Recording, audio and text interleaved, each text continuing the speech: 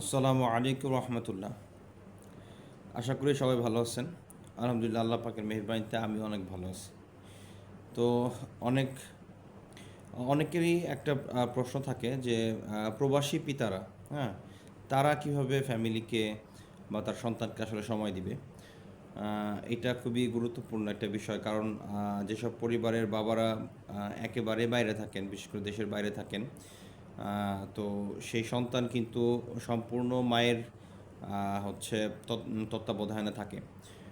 আর হচ্ছে মেয়ে বাচ্চি যারা আছে, তারা তো মাকে মানে, মায়ের কথা শোনে, কিন্তু আসলে যেটা আমরা লক্ষ্য করছি সেটা হচ্ছে ছেলে বাবুরা বা ছেলে বাচ্চারা তারা কিন্তু আসলে মাকে এত বেশি মানতে চায় না। তো সেক্ষেত্রে আসলে করণীয়টা কি, যেহেতু মাটাও বাবাও বাইরে থাকে, আবার মার কথা শুনছে না ঠিক মতো, সে মানে এটাতে তাহলে কী করণীয়? তো আমি আমার শিক্ষক জীবনে দেখছি যে আমার ক্লাসের স্টুডেন্ট যদি যে সংখ্যক স্টুডেন্ট রয়েছে এর 50% প্লাস তাদের বাবারা বিদেশে প্রবাসে। তো বাবারা অনেক কষ্ট করছে, আহ, এবং হচ্ছে সন্তানকে নিয়ে অনেক বড় একটা স্বপ্ন দেখছে যে সন্তান বড় হবে, এবং আসলে প্রত্যেকটা পিতাই চায় যে তার সন্তান তার থেকেও অনেক বড় হোক। তো এই জন্য কিন্তু আসলে বাবারা হাড় ভাঙা পরিশ্রম করে সন্তানকে মানুষ করার জন্য। তো এক্ষেত্রে যদি দেখা যায় যে এত কষ্ট করার পরেও আহ, আহ, বাবাদের সাথে সন্তানদের সম্পর্ক ভালো নাই, বিশেষ করে ছেলেদের সাথে, তার ছেলেদের সাথে তার ওরসজাত সন্তানের সাথে তার সম্পর্ক ভালো না, তো দিন শেষে এটা অনেক বড় কষ্ট এবং কষ্ট হয়ে দাঁড়ায় আসলে। তো এটা থেকে আসলে উত্তরণের উপায় কী? হ্যাঁ, তো এটার ব্যাপারে আমার পরামর্শ হচ্ছে যে আপনার প্রত্যেকটা মানে প্রত্যেক দিন, হ্যাঁ, নির্দিষ্ট একটা সময় অবশ্যই আপনার সন্তানের সাথে আপনার ভিডিও কলে কথা বলবেন, এবং সেটা মিনিমাম আধা ঘন্টা বা 1 ঘন্টা। মিনিমাম আধা ঘন্টা, 1 ঘন্টা হলে ভালো হয়। ওর এটা সবচেয়ে ভালো হয় হচ্ছে রাতে। ও সারাদিন কি করেছে, হ্যাঁ, ডিটেল ওর কাছ থেকে আপনি শুনবেন। হ্যাঁ, একদম ঘুম থেকে নিয়ে ওঠা পর্যন্ত, আপনার সাথে কথা বলার আগ পর্যন্ত কি করেছে, 24 ঘন্টার ওর হচ্ছে শিডিউলটা আপনি শুনবেন। এবং আপনি ওকে এমনভাবে ট্রিট করবেন যে ওর সব কিছু যেন আপনার কাছে চাইতে হয়। হ্যাঁ, ওর আম্মুর কাছে যেন ও কোনো কিছু চেয়ে মানে ওরকম বড় কোনো কিছু চেয়ে যেন না পায়, এবং এটা যেন আপনি দেন। এটার কারণে কী হবে, ওর হচ্ছে আপনার প্রতি একটা দুর্বলতা কাজ করবে যে আমি যদি বাবাকে খুশি রেখে না চলি, তাহলে বা আমি বাবার কাছে এটা পাবো না। তো ছোটোবেলাতে কিন্তু আলটিমেটলি এরকমই চিন্তাভাবনা থাকে। যখন সে বড় হবে, বড় হওয়ার পর সে বুঝবে, হ্যাঁ, তখন সে বুঝবে। তো এর জন্য প্রতিদিন একটা নির্দিষ্ট সময় ঠিক করে নেওয়া, যে সময়টাতে আপনি ওর সাথে কথা বলবেন। আমি অনেক অভিভাবকের কাছ থেকে অভিযোগ শুনি এটা, যে ছেলেরা বাবার সাথে কথা বলতে চায় না, কথা বলে না, তারা নাকি লজ্জা পায়। হ্যাঁ, খুব বেশি কথা বলে না।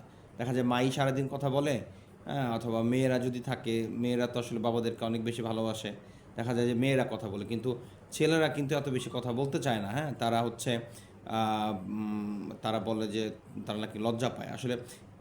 এইটা কিন্তু খুবই একটা অশনি সংকেত। এটা এই জন্য যে এইটা কিন্তু আপনার সাথে আপনার ছেলের গ্যাপ সৃষ্টি হওয়ার একটা লক্ষণ। হ্যাঁ, তো কোনোভাবেই এটা হতে দেওয়া যাবে না। আপনি ওর কাছেই থাকেন অথবা অনেক দূরে থাকেন, হ্যাঁ, এটাতে কোনো সমস্যা নেই, কিন্তু ওর সাথে আপনার প্রত্যেক দিন যোগাযোগ করতে হবে, প্রত্যেক দিন কথা বলতে হবে, এবং এটা লম্বা সময়ের জন্য হলো কথা বলতে হবে। হ্যাঁ, এবং ওর ইন ডিটেল সব কিছু, ওর পড়ালেখা থেকে শুরু করে কার সাথে মিশছে, ওর বন্ধুবান্ধব কে কে, তাদের নাম সহ, বাবার নাম, কোন এলাকায় বাসা, হ্যাঁ, এগুলি সব আপনি জানবেন। তো এবং আপনি চেষ্টা করবেন যে ওর সবচেয়ে ক্লোজ বন্ধুকে তার সম্পর্কে জানা, তার অভিভাবকের, তার বাবার ফোন নাম্বার জোগাড় করা, এবং তার সাথে আপনি যোগাযোগ করা, আপনি এরকম কথা বলা। তো যাতে আপনি এটা ঠিক করতে পারেন যে ও আসলে সঠিক বাচ্চাদের সাথে মিশতেছে কিনা, বা সঠিক ফ্যামিলির বাচ্চাদের সাথে মিশতে পারছে কিনা, হ্যাঁ, এগুলি আপনাকে অবশ্যই খেয়াল রাখতে হবে। তো যদি এভাবে আপনি কন্টিনিউ করতে পারেন, তাহলে আশা করা যায় যে ইনশাল্লাহ এই সন্তান, আপনি যত বছরই বিদেশ থাকেন, যাই করেন না কেন, ওর হচ্ছে ও এটা বুঝতে পারবে, ওর সাথে আপনার হচ্ছে গ্যাপটা সৃষ্টি হবে না। আরেকটা ব্যাপার হচ্ছে, আপনি আপনার সন্তানকে, ছেলেকে এটা বুঝাইতে হবে যে আপনি ওর জন্য, আপনি ওর জন্যই শুধু কষ্ট করছেন। হ্যাঁ, এর জন্য নৈতিকভাবে ওর জন্য একটা দায়বদ্ধতা সৃষ্টি হয় আপনার প্রতি। আজকে দেখেন, আজকে সমাজের দিকে যদি আমরা তাকাই, তাহলে দেখব যে সন্তানরা পিতামাতাকে বৃদ্ধাশ্রমে পাঠায় দেয়। তো এটা এটা কেন আসলে? এটা হচ্ছে দায়বদ্ধতা বা নৈতিক দায়বদ্ধতা না থাকার কারণে, হ্যাঁ। তো এটা এর জন্য ছোটোবেলার থেকেই ওর ব্রেনের মধ্যে আপনাকে ঢুকাই দিতে হবে এটা, যে বাবা, তোমাকে বড় করার জন্য, তোমাকে প্রতিষ্ঠিত করার জন্য আমি এত কষ্ট করছি, এত মেহনত করছি, যাতে ওইটা বুঝতে পারে, হ্যাঁ। তো এভাবে আপনি একটু একটু করে শুরু করেন। ইনশাআল্লাহ দেখবেন যে খুব দ্রুতই আপনার সন্তানের সাথে আপনার একটা খুব ভালো সম্পর্ক হয়ে যাবে, যেটা ওকে ভবিষ্যতে ভালো পথে চলতে সহযোগিতা করবে। ঠিক আছে? এটা কিন্তু আপনার, আমার এটা কিন্তু দায়িত্ব। ঠিক আছে? তো ইনশাআল্লাহ আবার কথা হবে।